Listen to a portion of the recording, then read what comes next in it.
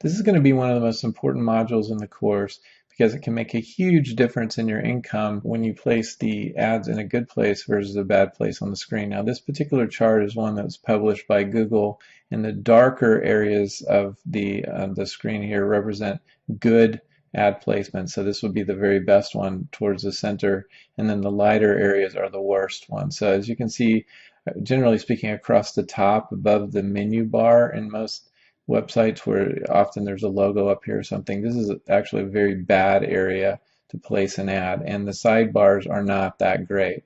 Now the left sidebar is a little bit better than the right sidebar if you have one of those, and then the footer area is the worst of all. You see this, it's all completely white. I'm going to show you a couple of other samples. This is another example which is a little bit clearer. You have a typical blog here with a logo and then the menu, and then an article in the middle with wrapping around an ad unit. People's eyes, at least in Western countries, are reading from left to right, left to right, left to right. And so each time that they finish a line, their eyes are bumping into this ad, and even when they get down here, they're going all the way across, and their eyes are bumping into an ad that's in the sidebar over to the right. And then finally they finish the article, and there's an ad at the bottom. So this is a not too bad of a layout. In fact, it's fairly strong, and it's really good that the ad is within the article text where the article text is wrapping around it. But let me show you a couple other examples. For me, this doesn't look very pretty, but basically it's illustrating a site that actually has no sidebar at all, no left or right sidebar. It's just a wide form setup, and the strongest ad is this one. Once again, eyes moving left to right, they run into the ad, so these ads get clicked a lot. Now this little black area up here, a lot of people put ads up here, and it's not a good place at all to put an ad. It's amazing how many people make that error and how much more money they could make if they just took that same ad and put it elsewhere on the page. And then you see in this article, this is really important, there's a second ad right here kind of buried in the middle of the text, and the text takes a break, makes space for the ad, and this ad happens to be a leaderboard. It's 728 by 90, it goes all the way across the screen, assuming that this is wide enough to fit 728 by 90, and then the article text continues after that. And then you see at the bottom there's another big box ad here. Now I've labeled this strongest, second strongest, and third strongest because in my experience with lots of different websites, the top ad gets the most clicks and the best payment per click. The one at the end of the article, oddly enough, performs a little better than those in the middle of the article, but the ones in the middle of the article perform quite well. If we compare this to the previous screen where we have an ad unit over here in the sidebar, this layout with the ad buried inside the article text always performs better. Now sometimes you'll have a site and this just doesn't look that clean. You're mixing your content, maybe your photos and your text with ads, and some people don't feel comfortable with this because it isn't as tidy. But I guarantee you that a setup like this with ads buried inside the text performs at least 2 to 3 times better than typical sites that might have ads and sidebars over here. And really importantly, take note of this. In the new mobile world where depending on which site you're looking at, 40 to 60 and sometimes as much as 70% of traffic is coming through mobile devices, and often a big percentage of that is through phones that have very small screens. And what happens in those cases is when you have a site like this one that has a right-hand sidebar, what the users see is an ad, which is actually quite good, and then they see text of an article, then they see another ad, then they see comments, and then they scroll down, and then they see the sidebar. So the sidebar gets pushed all the way underneath the other content. So when you have a really bad layout of your site, let's say that all of your ads were in the sidebar and in the header, for mobile users, all the ads then get pushed down below the content, and what that means is that most mobile users never even see the ads at all, and they rarely get clicked. So for mobile purposes, you want to do something like this where you have all the ads embedded within the content, and if the user reads all the content, they actually are going to see all the ads. Now here's some layouts that we used in the past before Google changed some rules. and they perform pretty decent. Like this one performed pretty well with, we have a tower ad going all the way down the sidebar. It's taller, it's the 600 pixel variety, so it's longer, and there was more exposure to the reader to this ad because it's quite tall, and then we had a big box up top. And this layout still performs pretty decent. I mean, it is subject to the problem of this ad for mobile users will appear down at the bottom, but this actually works pretty decent. And then this one over here is similar, except it has two boxes right beside each other, and then the big tower ad and nothing at the bottom. However, Google made a change about 2 years ago where they said, we're going to actually measure how much ad space is being taken up by, rather, how much of your website real estate is being taken up by ads, and particularly in the top section of your website. It's called above the fold, meaning that this is the part of the website that displays without scrolling down. And what Google said is that sites like, especially like this one too, but especially like this one, sites where most of the content on the page is ads before the user scrolls down to actually see the real value in the page, the real content in the page, are going to be penalized. So that's why nowadays you don't see people doing this nearly as much, because Google just sends less traffic to them. This is a SEO indicator, a bad SEO indicator if you're using too much of the floor space of the whole site to be ads, and particularly if the ads are at the very top, because Google considers that to be user unfriendly. So a layout like this, actually Google is quite happy with, because there's good content on the very first part of the screen that a user sees. And yes, there's some ad content, so it's not against the rule to have ads above the fold, but you definitely have to have good content. Now, there's a question about whether the ad is strongest over here, right justified or left justified. And as you saw on the Google chart, you know, they have more orange over here on the left, and then the colors are a little bit lighter over here on the right. However, my personal experience and the several times that I've actually met with Google staff where we've looked at sites together and they've made recommendations, they actually agree with me that the right position is often a little bit stronger than the left. Now, every website is different. You have a different audience, and so it's not bad to test both the left and the right. But this is what I found in my experience to work pretty well. And then these kinds of layouts, whereas they might work for a few weeks and deliver pretty good returns because the ads are the first thing the user sees, they're going to be bad for you for SEO, and you really don't want to do that. Now that we looked at kind of the theoretical ad placement, what I wanted to do is actually show you some real sites. And we looked at this site when we were talking about how to get your AdSense account accepted. Well, what we didn't really look at is the placement of the ads.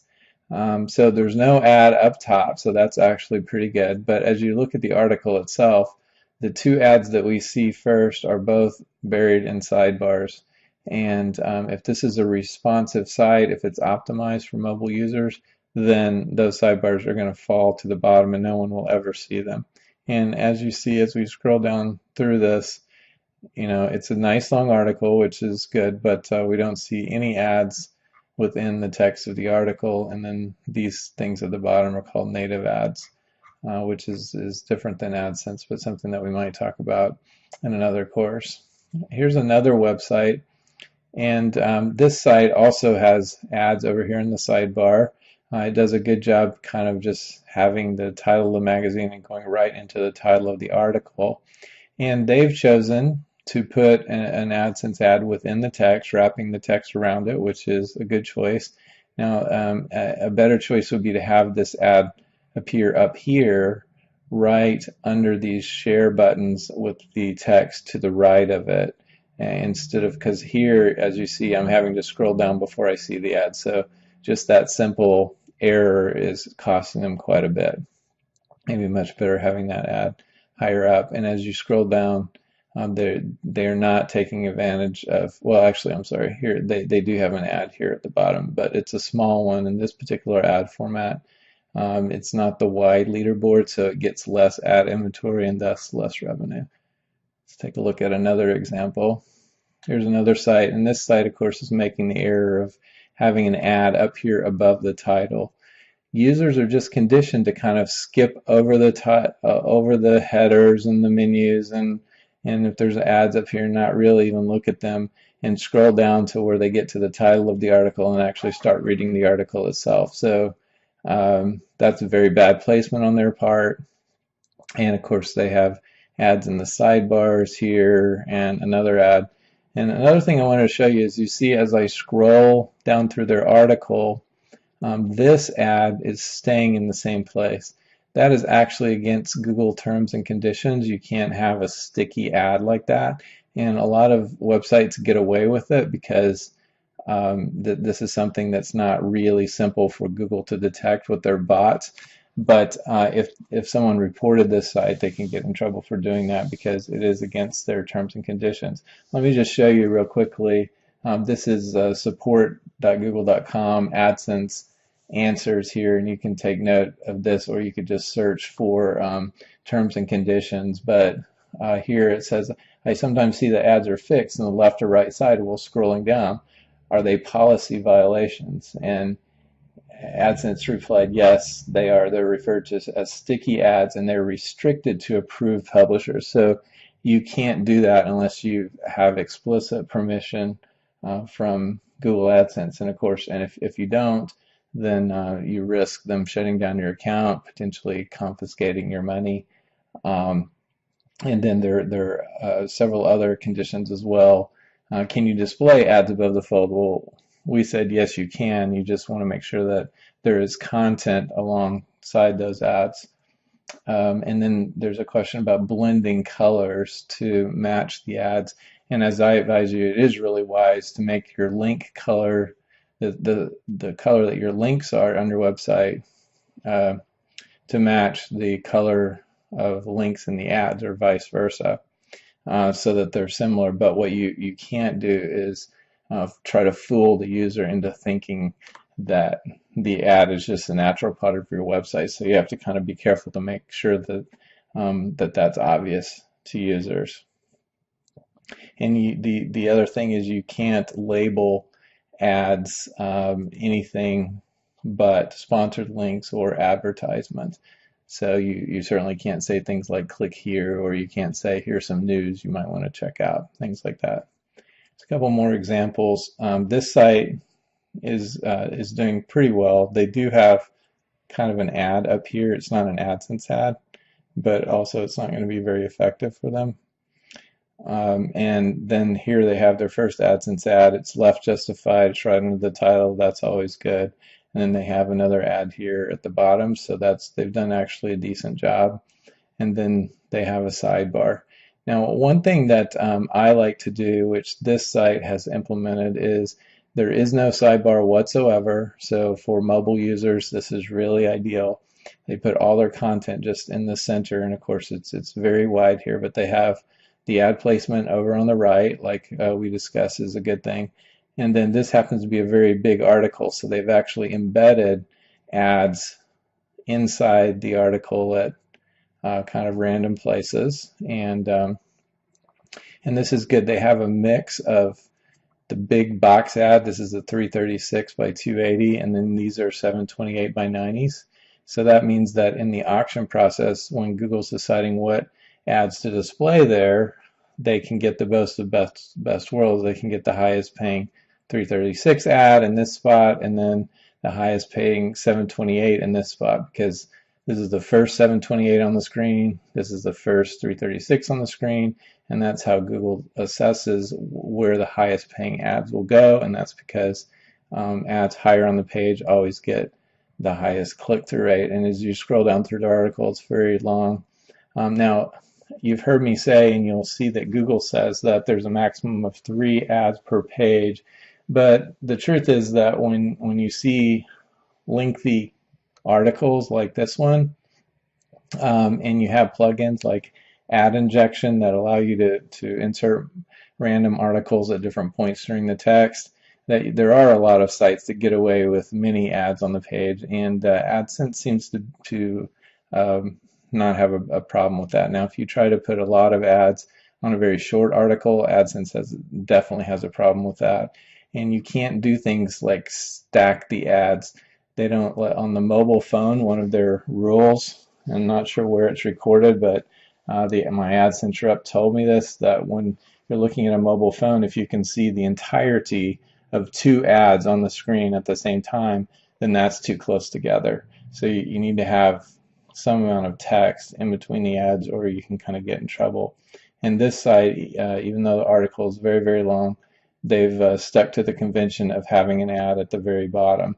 So of all the ones that we looked at, this is the best. Now, take note of this. I'm going to give you a principle here that's really, really important, not just for AdSense, but any kind of monetization of a website that you do.